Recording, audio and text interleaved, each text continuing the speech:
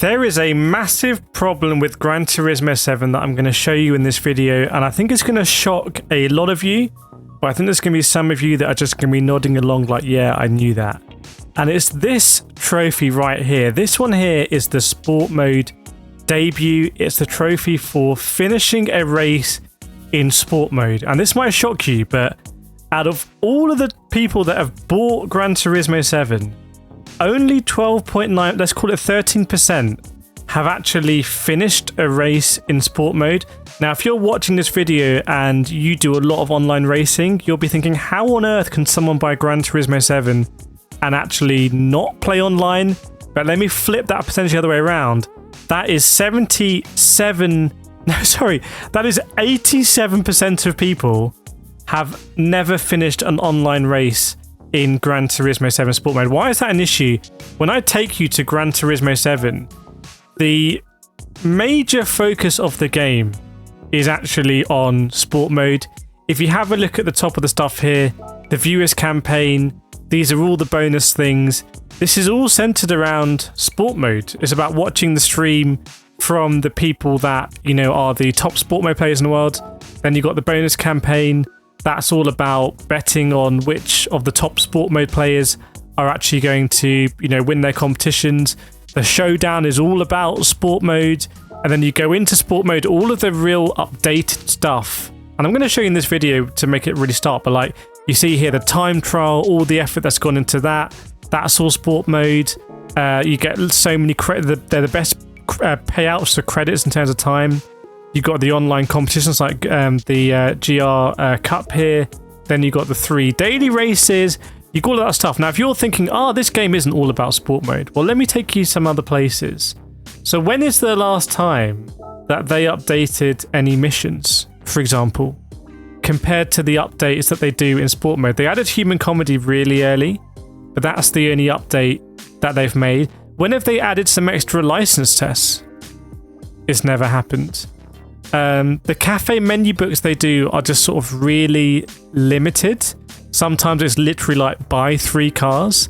That's it. I can even do a better job here. I can show you the update details from the latest update. Like a few cars, a few events, a couple of extra menus, some lines of text and engine swaps. That's all there is really in terms of like the stuff you could actually do offline. The day-to-day support on Gran Turismo 7 is all online. So the fact that 87% of people have not completed the sport mode race shows just how divided the Gran Turismo community really is. And that's something I learnt when I was years ago doing videos sort of thinking about Gran Turismo 7. I realized there was a massive single player offline community. I think I'm still the only YouTuber that made a video saying I don't think it's right that Gran Turismo 7 is online only. I think that's going to really alienate a lot of people that just want to buy the game and just want to have their own fun tuning their cars. There was also the drama at the beginning of the game where the game was really tuning focused, even in sport mode. So the handling was very difficult. In sport mode, you needed to tune your cars. You couldn't just go in like a BOP car. Like everything now is BOP. See, it says all BOP applied. It wasn't like that in the beginning. I actually really enjoyed it. It was great for our community. We got over 3,000 sim racers in our Discord, KCR Discord. Loved sharing tunes. That was great for single player people because it made the game more demanding. So what does it mean when only 87% of people have not gone into sport mode? I think it shows that Gran Turismo 7 doesn't really know what sort of game it wants to be. And I think this is a problem because it shows that Gran Turismo 7, it doesn't know what sort of game it wants to be. Look, the sport mode players, by and large, are not happy. They want a better penalty system. They want better care and attention shown to the combinations. They're not happy that this combination at Interlagos makes no sense. There's no strategy involved. Like if I'm looking at the tyre wear here, it probably doesn't make any sense to be on the soft tyre in this race. They want more dynamic weather. So I think this one actually does have some dynamic weather, but they want more of it. It's quite rare. They want a fresher combos. They want a daily race D, a daily race E for like endurance. They would probably, a lot of people would like to actually have that tuning on Also have an open tuning race as well. So there's a lot of things that people want in sport mode. They want to have more championships. Why is there no exhibition series at the moment running at the weekends? Because that's often the best thing, you know, in Gran Turismo Online mode is the FIA, or now it's the whatever it is, GT World Series. So they're not happy. The single player people aren't happy because they're forced to be online, even though there's no reason for them to be online. They're not getting any updates to content. They're not getting an actual fully fledged career mode. They're not getting the old school Gran Turismo style thing on the single player side.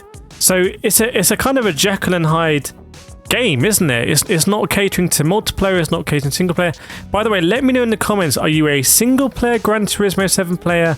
Are you a multiplayer Gran Turismo 7 player? It's really useful for me to know in terms of who I should be catering the content to. Try and cater it to everyone. But there's kind of mad stuff. You know, the VR players, you know, if you want to race online in VR, you're at a massive disadvantage because you don't have the HUD. So you literally can't see the standings, you can't see when people are pitting and stuff like that. If you're doing VR mode in offline, then you might want to have some more stuff to do, although it is a better fledged game than Gran Turismo Sport was in VR, where that was basically nothing. The online lobbies, if you don't want to do sport mode, online lobbies don't work half the time. They say they're initializing. But I find the stat shocking that 87% of people that have paid good money, lots of money to download Gran Turismo 7 or buy the disc or whatever, are not going into the mode where I spend most of my time and the mode where Gran Turismo 7 seems to be spending most of their resources. They really seem to have put their eggs in the sort of esports online basket. You know, the fact that the avatar drivers in the game are esports drivers and not sort of real world people is very interesting. That's the angle that they clearly want to go for. They want to, you know, they think that people are interested in the esports side, but maybe the data isn't showing it. And, you know, I'm someone that when I was on full-time on YouTube, I would stream daily races and then they'll make videos on Gran Turismo. The videos often, you know, reach a lot more people than the daily racing streams. Just starting to think whether I'm getting the wrong end of the stick here as well. And actually, I need to dive in and explore a lot more of the single player and sort of advocate for you single player players that want a lot more on your side of the game. Whereas previously I've been thinking about daily racing and whatnot. And if I don't like the daily races, I don't really play the game for that week when there's so much on offer. I haven't even completed all of the license. I think I've still got the last few license tests to do as well, and all the extra menu cafe books. So in a way, it's a good thing that you have a game of two halves, but it's also a very weird concept. I feel like they could spin out the online stuff into sort of a Gran Turismo sport mode too, because they obviously really like the sport mode side of things, but they've decided not to do that. So I wanted to bring up this strat.